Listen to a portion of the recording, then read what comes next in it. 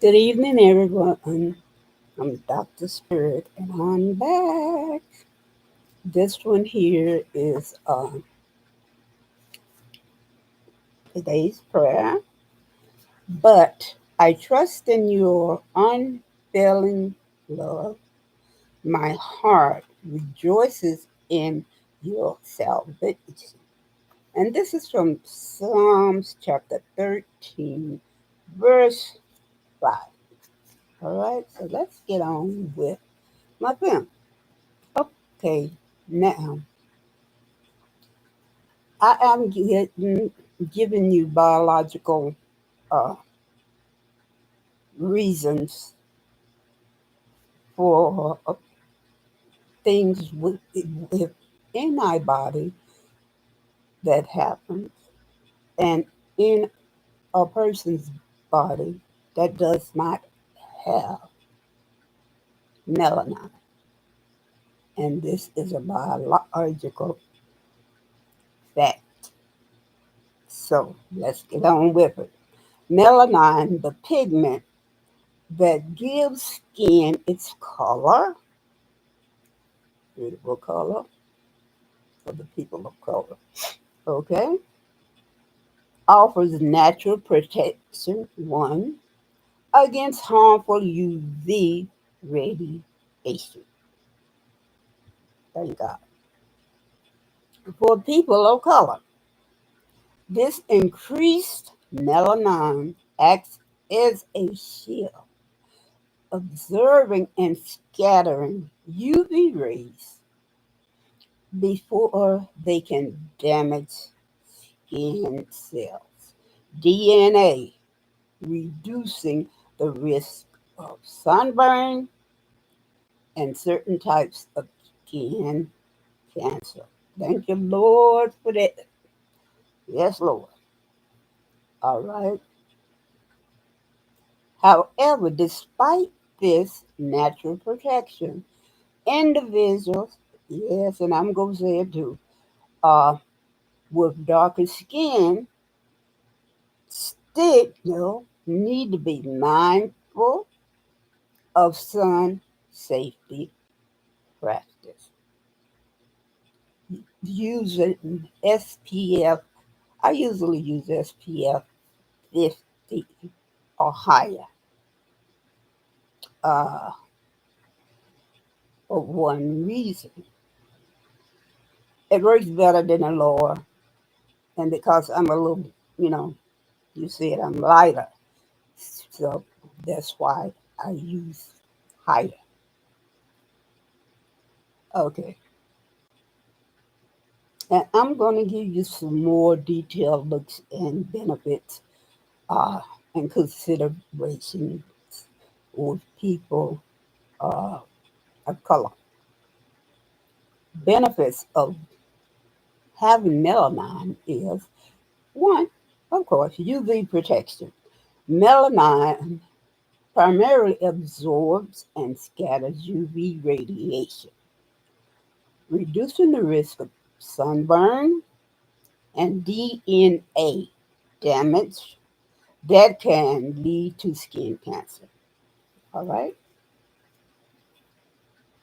Reduce, second benefit, reduce risk of sunburn.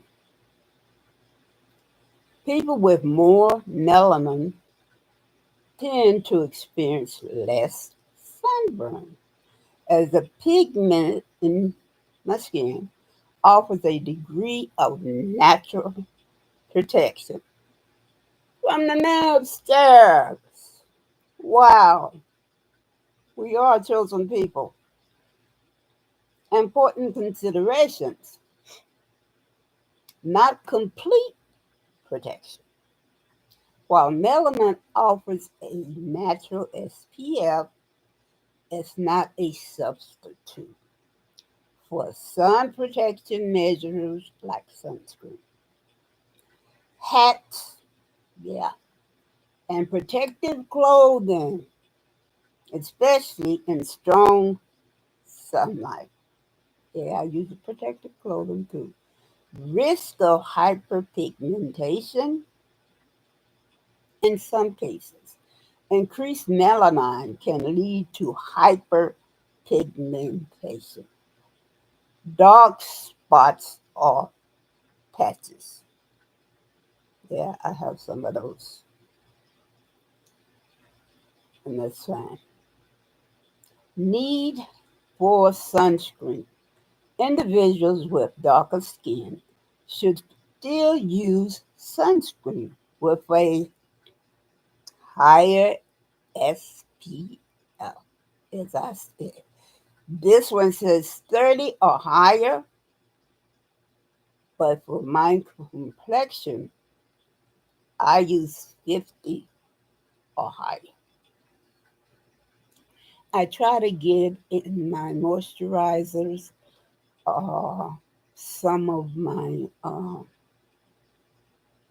facial products, so I won't have to put on the SPF, and then my other products, my makeup and stuff like that. Uh, no, I put it in the moisturizers. I try to get it like that already. Okay, okay. And reapply regularly, especially during prolonged sun exposure. Of course, awareness of other skin issues. People with darker skin may be more susceptible to certain skin conditions, and proper skincare is important. Okay, let's see here. What else we got here? Uh, what other different? Okay. Um, okay, that's already answered that. So I will go on to, let's see here.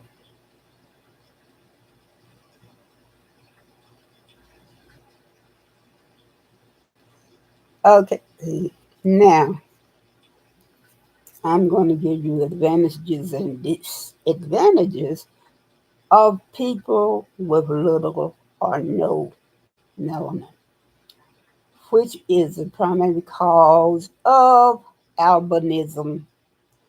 Okay, face various disadvantages stemming from the lack of pigment in their skin, hair, and eyes.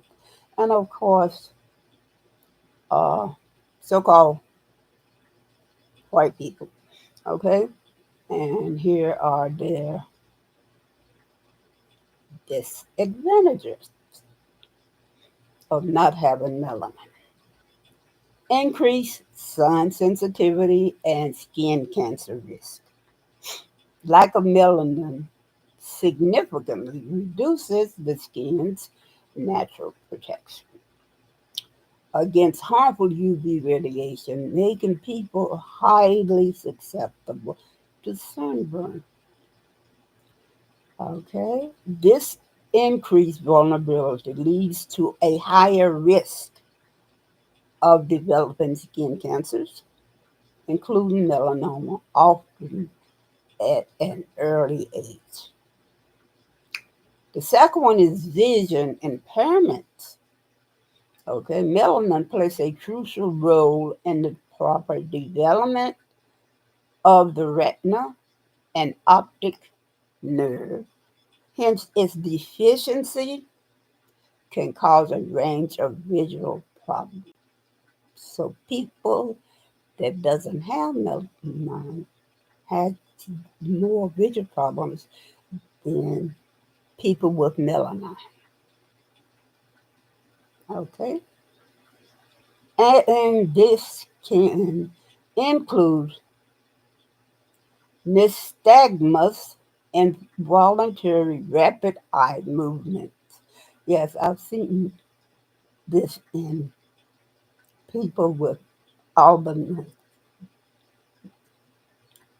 Photophobia, extreme sensitivity to light.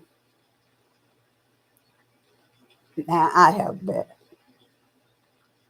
I presume it's from my skin color. Reduced visual acuity, difficulty seeing fine details, strabismus, misaligned eyes, that's cross eyes, okay, or lazy eyes, okay. Foveal hypo, let's see, how you pronounce this?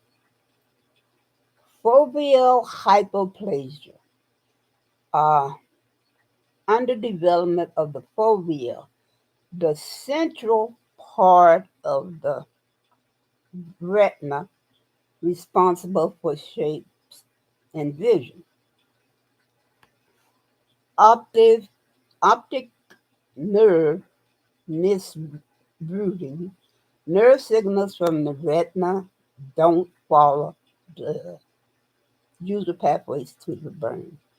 Now, this is possibilities of what happens in a white person or a person that have been diagnosed as having albinism. Okay. These visual problems can affect daily activities, learning, and may even lead to legal blindness in severe cases. All right. Next is hearing impairment and some rare types. Melanin is present in the stria vascularis of the inner ear, and a deficiency has been linked to an increased risk of hearing problems. Okay, psychological challenges. Okay, of course, people with albinism would have this, and this could be all interwoven into the daily activities and cause a problem, big problem. And also employment, uh, um, potential complications from other conditions.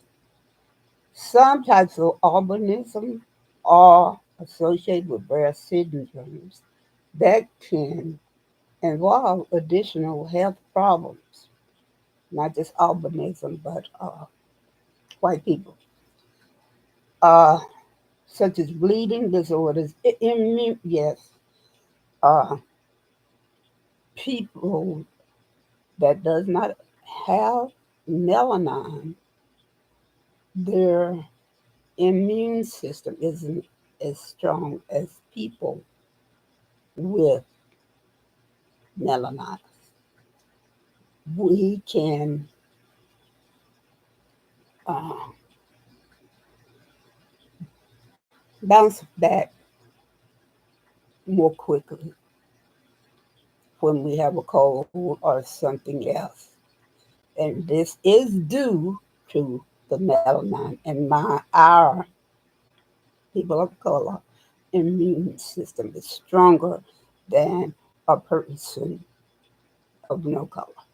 Okay? In summary, lack of melanin, primarily due to albinism or people with no color, leads to increased sun sensitivity and skin cancer, risks various vision problems, potential hearing loss, and significant psychosocial challenges. It's important to remember that albinism does not inherently cause intellectual disabilities. Okay? And